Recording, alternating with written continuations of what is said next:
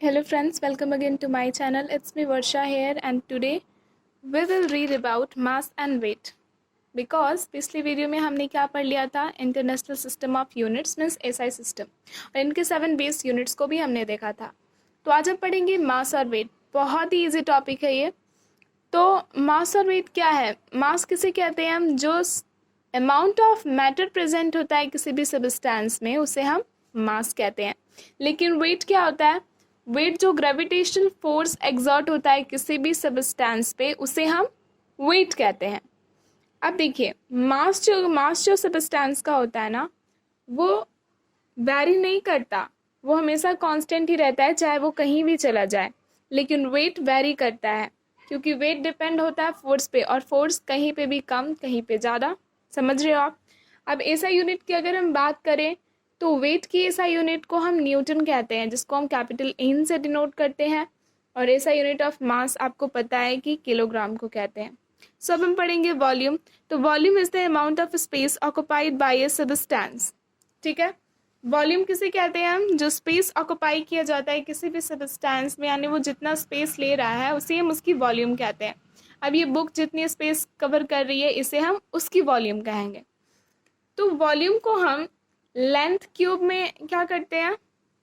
Major करते हैं। सो ये इसका ऐसा यूनिट हो गया। तो लेंथ का ऐसा यूनिट क्या होता है? मीटर होता है। तो हम इनडायरेक्टली ये भी कह सकते हैं कि मीटर क्यूब क्या है, इसका ऐसा यूनिट है।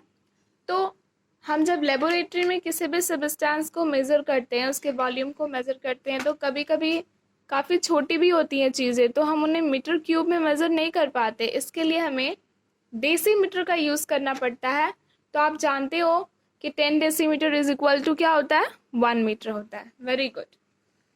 अब हमने वॉल्यूम की भी बात कर ली, तो अब हम डेंसिटी की ओर चलेंगे। Just wait for 2 minutes. Okay, चलो डेंसिटी की तरफ हम आ गए। तो डेंसिटी क्या होता है? अब डेंसिटी हमें बताता है कि कोई भी सब्सटेंस में उसके पार्टिकल्स, उसके मॉलिक्यूल्स कितनी ज़्यादा इंटरकनेक्टेड है, कितने ज़्यादा क्लोजली पैक्ड है। ठीक है, जैसे हम पढ़ते हैं ना कि सॉलिड में डेंसिटी बहुत हाई होती है। क्यों?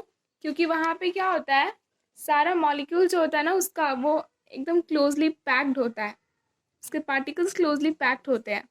तो डेंसिटी को हम ऐसे भी डिनोट कर सकते हैं, मास बाय वॉल्यूम। तो इसे हम क्या कह सकते हैं? Mass and volume discussed above the related as follows. Density of substance is its amount of mass per unit volume. Density क्या है? Substance की mass per unit volume. ठीक है, तो अब हम ऐसा यूनिट ऑफ डेंसिटी देखेंगे। तो पहले ऐसा यूनिट ऑफ मास हमें पता है क्या होता है? केजी होता है। ऐसा unit of volume meter cube, हमने ये पीछे डिस्कस किया। तो अब ये दोनों को मर्ज करके हमें क्या मिला? KG meter cube. तो ये हो जाता है ऐसा यूनिट ऑफ डेंसिटी।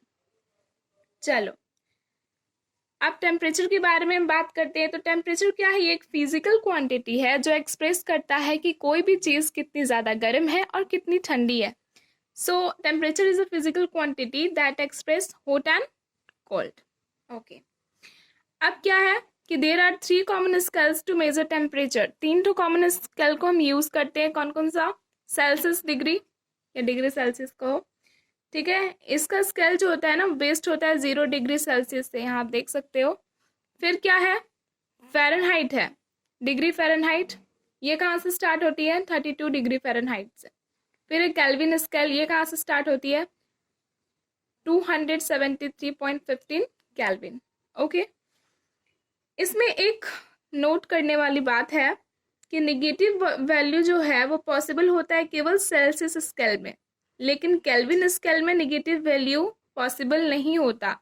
आप खुद ही सोचो ना, जो स्टार्ट ही हो रहा है 273 से, उसका नेगेटिव कहाँ जाएगा? ठीक है, तो आज के लिए बस इतना ही। मिलते हैं नेक्स्ट वीडियो में। Bye, take care.